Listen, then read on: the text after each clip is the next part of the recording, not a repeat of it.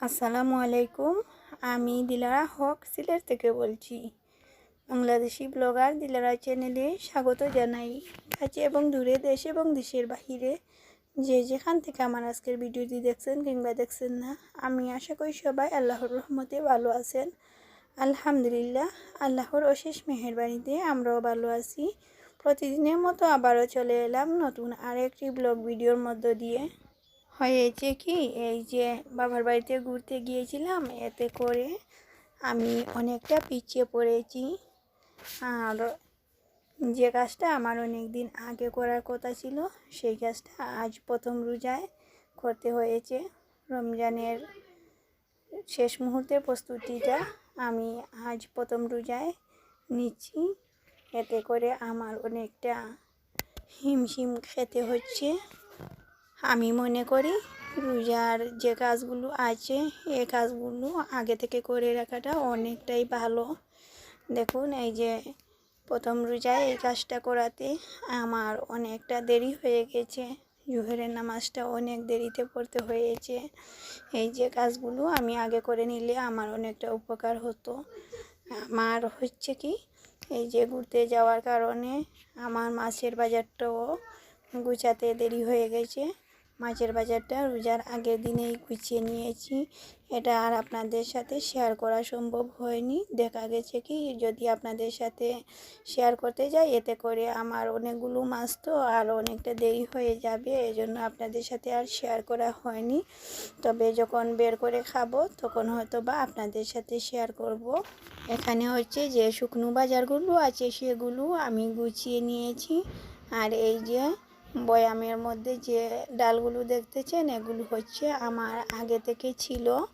আর এখন যে ডালগুলো আনা হয়েছে, এগুলো হচ্ছে আমি একটা গ্যালনের মধ্যে রেখে দিচ্ছি। এতে করে অনেক ভালো থাকবে। আমার দেখা গেছে কি, এত ডাল এই রোজা মাসে লাগবে না, কিছু থাকবে। এজন্য আমি একটু ভালো থাকার জন্য আমি এভাবেই রেখে দিচ্ছি।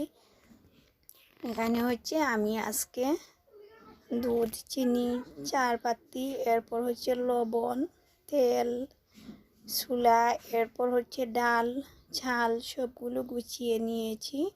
তো আমি এগুলো আমার যতটুকু লাগবে আমার জারে ততটুকুই রেখেছি, আর বাকিগুলো আবার প্যাকেটেই রেখে দিব। তো বাজারগুলো গুছাতে গুছাতে আপনাদের সাথে সেই পুরনো কথাটা না বললেই নয়। যারা যারা আমার সঙ্গে আছেন আর ভিডিওটি দেখতে দেখতে এই পর্যন্ত চলে এসেছেন, প্লিজ ভিডিওটিতে একটি লাইক দিয়ে পুরো ভিডিওটি কন্টিনিউ করবেন।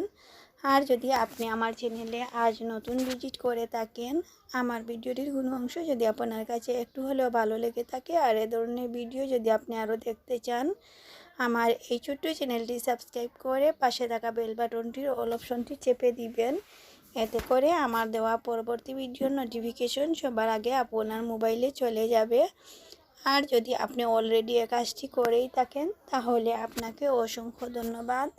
কথা বলতে বলতে আমি বাজারগুলো গুছিয়ে নিয়েছি। তো এখানে হচ্ছে আমি চিনিটাও জারের মধ্যে নিয়েছি। এখানে আমি বেশি চিনি নিইনি, জারে যা জায়গা হয়েছে তা নিয়েছি। আর দেখা গেছে কি, আমার আর লাগবেও না, যেহেতু রমজান মাস বেশি চাটা খাওয়া হবে না।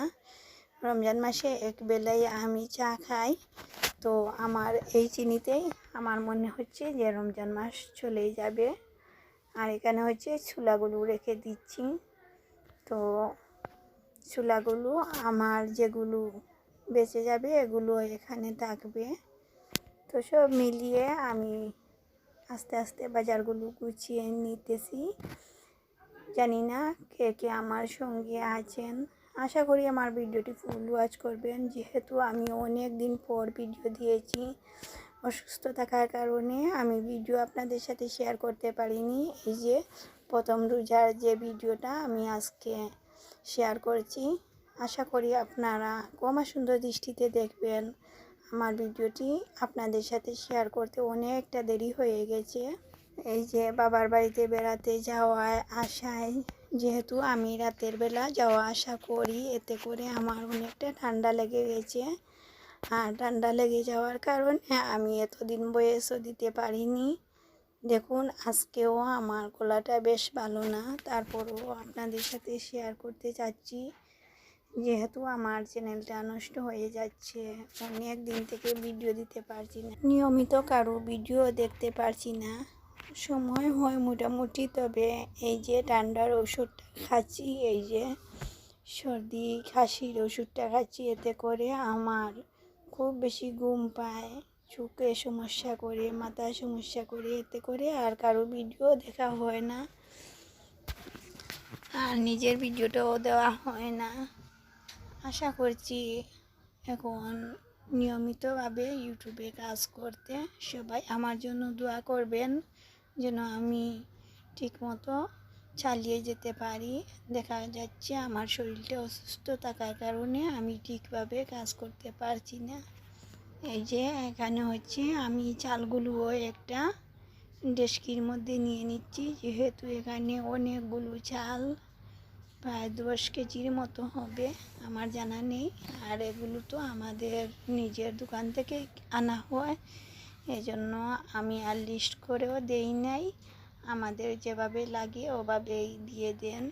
আপনাদের ভাইয়ার এ ব্যাপারে অনেক বেশি আইডিয়া আছে, যে কতটুকু লাগবে, কি পরিমাণ লাগবে, কি কি লাগবে, সেগুলো খুব ভালো বুঝেন আপনাদের ভাইয়া। এতে করে আমার অনেকটা সহজ হয়, আর যেহেতু আমাদের চাল ডালের দোকান, এতে করে আমাদের বাহিরে থেকে আর কোনো কিছু কিনে আনতে হয় না, আমাদের অনেকটা সহজ হয়ে যায়। তো সব কিছু গুছিয়ে এখন হচ্ছে আমি ছোলা বোনা করে নেব। ছোলা বোনা করতে যা যা লাগে এক পলকে আপনাদেরকে দেখিয়ে দিয়েছি। এখানে হচ্ছে পেঁয়াজ কুচি, কাঁচামরিচ কুচি, টমেটো কিউব করে নিয়েছি, আলু সিদ্ধ করে নিয়েছি, আদা রসুনের পেস্টও আছে। তো আদা রসুনগুলো ফ্রোজেন করা ছিল, এখানে সব কিছু দিয়ে কষানো হয়ে গেছে। এরপর হচ্ছে আমি আগে থেকে সিদ্ধ করে রাখা আলু দিয়ে দিচ্ছি, কিউব করা টমেটোও দিয়ে দিচ্ছি। অনেকে আলু কেটে দেন কিউব করে, এতে করেও খারাপ লাগে না, ভালো লাগে। তো আমিও চেষ্টা করেছি এক এক দিন এক এক রকম করার। টমেটোটা আমি খুব কম দেই, আজকে টমেটোও দিয়ে দিচ্ছি। আমি যে ছোলাটুকু বোনা করব সেগুলো আমার লাগবে না, তো আমি এয়ারটাইট বক্সে করে রেখে দেব।